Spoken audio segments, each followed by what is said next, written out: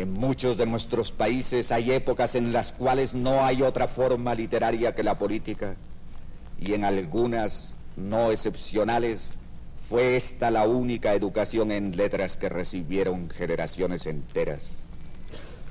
Y ocurrió que la política, exenta de competencia en otros campos del buen decir, se sublimó y corrigió y aún llegó a entrar en campos que naturalmente le estarían vedados. Así se produjo en nuestros parlamentos y plazas públicas una elocuencia que al menos aquí achacábamos al trópico, pero que no era más sino la lengua castellana desbordada sobre un paisaje sin límites, oyéndose a sí misma, enamorada de su propio sonido, de su gracia, del sabor de sus palabras. Era el barroco americano, no solo en las oraciones, sino en los escritos de periódico, en los folletos, en la poesía, rara vez en los libros. De esa inundación no queda mucha cosa notable, pero dejó empero un limo fértil en sitios que a falta de escuela se hubieran ido enmudeciendo por ausencia de vocabulario, por la pobreza de giros y en la mezquindad de la conversación aldeana.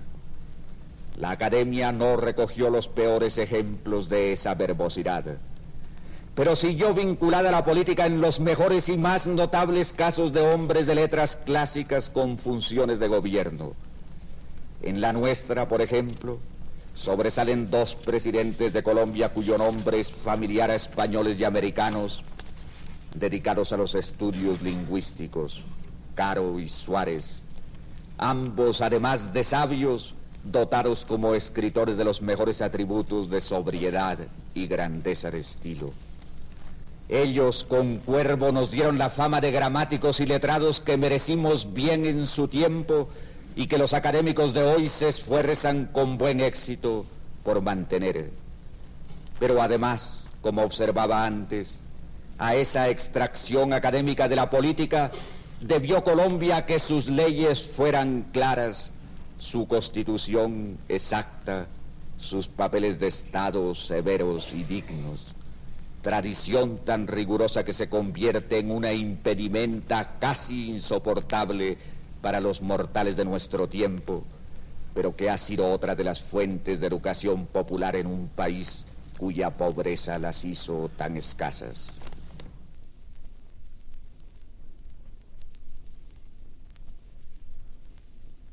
Morada al sur.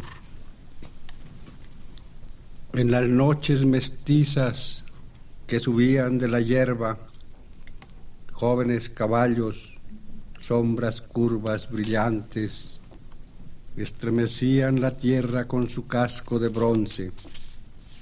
Negras estrellas sonreían en la sombra con dientes de oro. Después, de entre grandes hojas salía lento el mundo, la ancha tierra siempre cubierta con pieles de soles. Reyes habían ardido, reinas blancas, blandas, sepultadas dentro de árboles, gemían aún en la espesura. Miraba el paisaje, sus ojos verdes, cándidos. Una vaca sola, llena de grandes manchas, revolcada en la noche de luna, cuando la luna sesga, es como el pájaro toche en la rama, llamita, manzana de miel. El agua límpida de vastos cielos doméstica se arrulla, pero ya en la represa salta la bella fuerza con majestad de vacada que rebasa los pastales, y un ala verde tímida levanta toda la llanura. El viento viene, viene vestido de follajes y se detiene y duda ante las puertas grandes abiertas a las alas, a los patios, las trojes, y se duerme en el viejo portal donde el silencio es un maduro gaje de fragantes nostalgias. Al mediodía la luz fluye de esa naranja en el centro del patio que barrieron los criados. El más viejo de ellos en el suelo sentado, su sueño mosca zumbante sobre su frente lenta. No todo era rudeza. Un áureo hilo de ensueños enredaba la pulpa de mis encantamientos. Y si al norte el viejo bosque tiene un tic-tac profundo, al sur el curvo viento trae franjas de aroma. Yo miro las montañas. Sobre los largos muslos de la nodriza, el sueño me alarga los cabellos.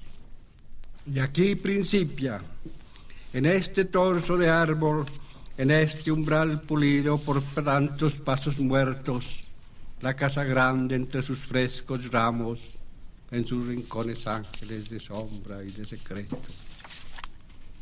En esas cámaras yo vi la faz de la luz pura, pero cuando las sombras las poblaban de musgos, allí mimosa y cauta ponía entre mis manos sus lunas más hermosas la noche de las fábulas. Entre años, entre árboles, circuida por un vuelo de pájaros, guirnalda cuidadosa, casa grande, blanco muro, piedra y ricas maderas, a la orilla de este verde tumbo, de este oleaje poderoso. En el umbral de roble demoraba, hacía ya mucho tiempo marchito, el alto grupo de hombres entre sombras oblicuas, demoraba entre el humo lento, alumbrado de remembranzas. O voces manchadas del tenaz paisaje, llenas del ruido de tan hermosos caballos que galopan bajo asombrosas ramas. Yo subí a las montañas también hechas de gritos. Yo ascendí a las montañas donde un grito persiste entre las alas de palomas salvajes. Te hablo de días circuidos por los más finos árboles. Te hablo de las vastas noches alumbradas por una estrella de menta que enciende toda sangre. Te hablo de la sangre que canta como una gota solitaria que cae eternamente en la sombra encendida. Te hablo de un bosque estasiado que existe solo para el oído y que en el fondo de las noches pulsa violas, arpas, laudes y lluvias sempiternas. Te hablo también entre maderas, entre resinas, entre millares de hojas inquietas de una sola hoja, pequeña mancha verde de lozanía, de gracia, hoja sola en que vibran los vientos que corrieron por los bellos países donde el verde es de todos los colores, los vientos que cantaron por los países de Colombia.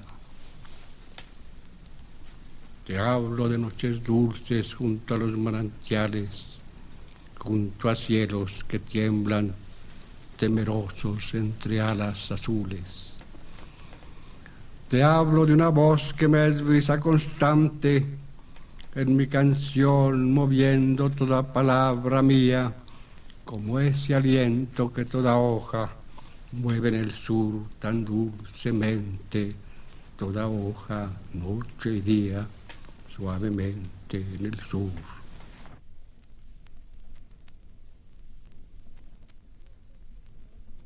Y así empezaron mis relaciones con la emisora El Mundo en Bogotá.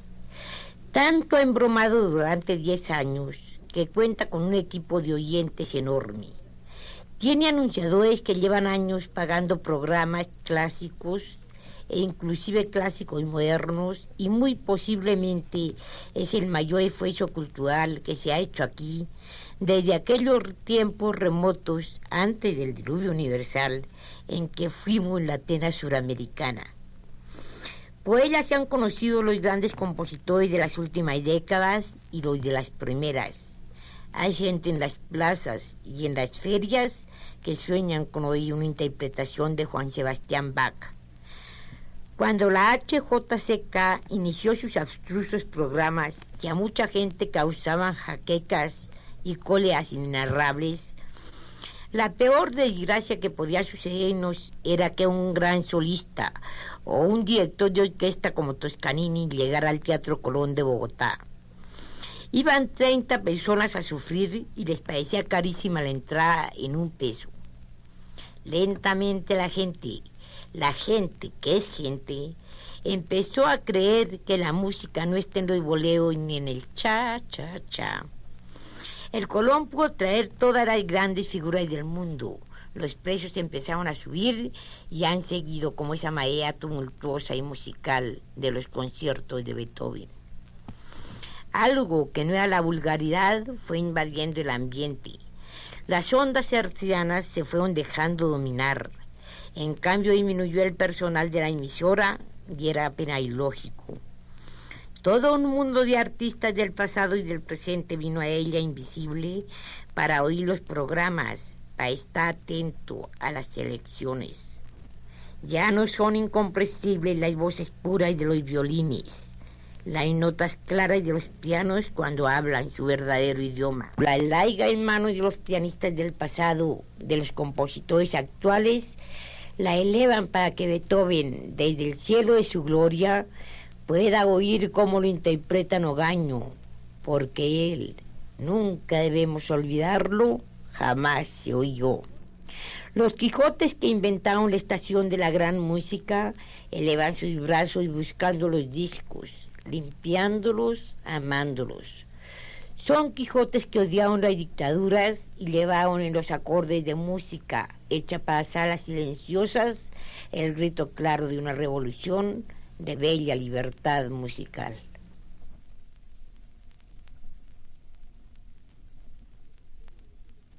En el extremo derecho del cuadro, a la espalda del escritor, se abre una ventana, una angosta ventana, angosta, mas no estrecha, pues por ella se ven las tapias blancas entejadas de rojo, la blanca curva de una perezosa, tarda nube viajera que no quiere marcharse sin tender largamente su sombra de violeta sobre el valle.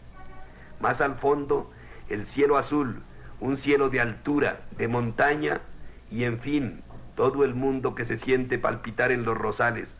Rosales han de ser del primer plano, y en el dulce silencio que se adivina como envoltura de todo, y que pronto habrán de turbar las voces ya varoniles de los hijos, el balbuceo de arroyuelo de los nietos, y más, mucho más lejos, en una apenas perceptible lontananza de sonidos, el rumor de marea de las nuevas gentes por venir, de la lejana, aún no cuajada espuma de la estirpe. Por esa ventana entra Medellín y entra Antioquia y entra Colombia. Se diría que hay algo expectante en la figura del escritor, a pesar de la solidez de su reposo corporal, como si esperase escuchar el acento de la patria para poder interpretar sus angustias, descifrar sus enigmas, resolver sus problemas. Por la ventana llega así la luz en forma de inspiración, como debía de llegar el clamor del pregonero que en la calle anunciaba a la ciudad que nos describiera Carrasquilla la aparición del espectador. El retrato que ahora en la conmemoración centenaria vemos en el lugar que en el espectador le corresponde y que ha de ocupar mientras esta casa exista, no es el mismo que pintara el maestro Francisco A. Cano. No es el mismo físicamente. No salieron de esa paleta inspirada los tonos ni los rasgos, pero la representación es idéntica y la imagen ideal no ha variado. Es un símbolo que anuncia una presencia, es casi apenas un asidero material de lo que constituye una realidad superior que a todos nos alcanza. Pasarán estos tiempos y vendrán otros, pero siempre habrá en la dirección del espectador un retrato de don Fidel Cano. Habrá también en el periódico algo más importante, su presencia que trascenderá de diversas maneras, que se manifestará de varios modos, pero siempre con la misma invariable dirección: patria y libertad.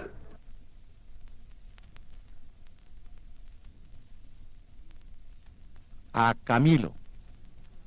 Cuando Camilo va por la senda, Cuando la tierra siente su paso, espiando oscuros entre la sombra, llegan soldados.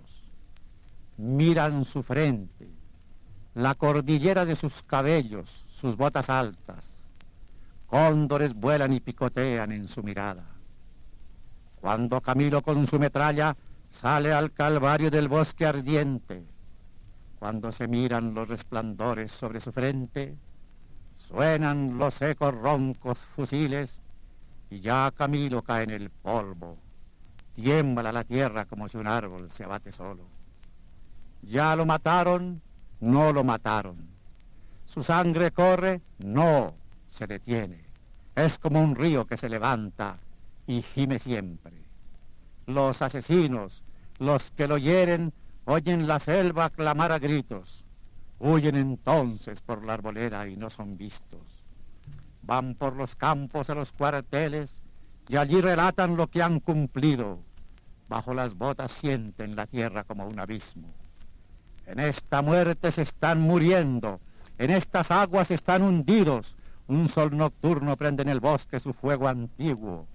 El chicamocha que se desploma tiene en los ojos tigres de ira. El cielo carga sus tempestades de piedra viva. No lo mataron. Corre su sangre sobre Colombia, sobre su tierra. Y en esta sangre nace una espiga y una luz nueva. El pueblo viene por los caminos tras de su huella. En el reflejo de los machetes tiembla una estrella.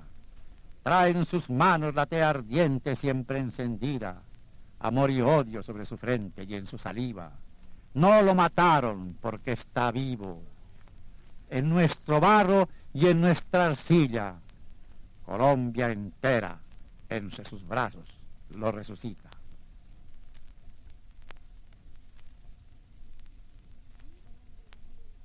Ningún hombre nacido en Colombia haya llenado más años de historia patria que don Antonio Nariño. Testigo fue de los tiempos de mayor esplendor del régimen colonial. Se adelantó a adivinar la libertad antes que todos sus contemporáneos. Fue el mayor de los precursores.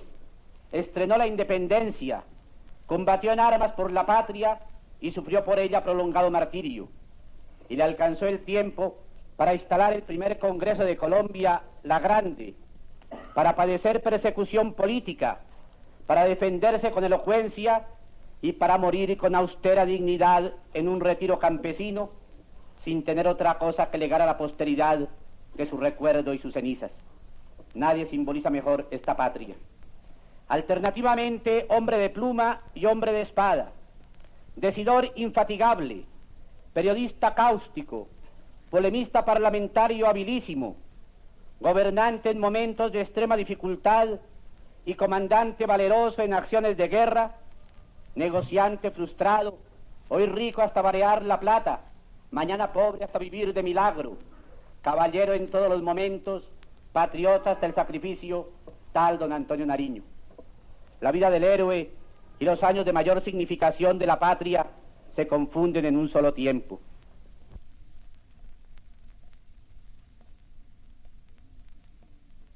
«25 años, sobre todo cuando se les han vivido y sentido, constituyen buena suma de días y de horas, cuya pesadumbre pudiera agobiarnos si no hubiera existido para aligerarla la alegría en la certeza de una vocación y singularmente la serena complacencia de trabajar en causa grande y noble.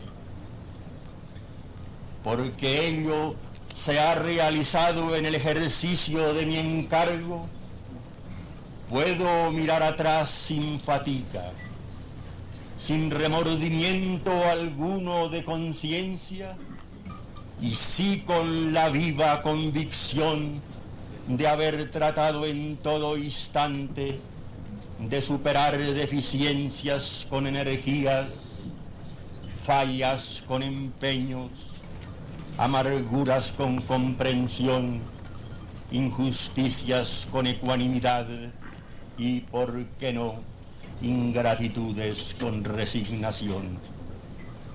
pues de todo hay en el azar y riesgo de esta tarea, que por gracia de su propia entidad espiritual acaba por templarnos el ánima, liberándonos de toda soberbia, que según las palabras de San Agustín no es grandeza sino hinchazón. Ello igualmente porque en la condición misma del oficio está la obligación imperativa de conocer a los hombres en la plenitud de sus virtudes y también en la abundancia de sus flaquezas.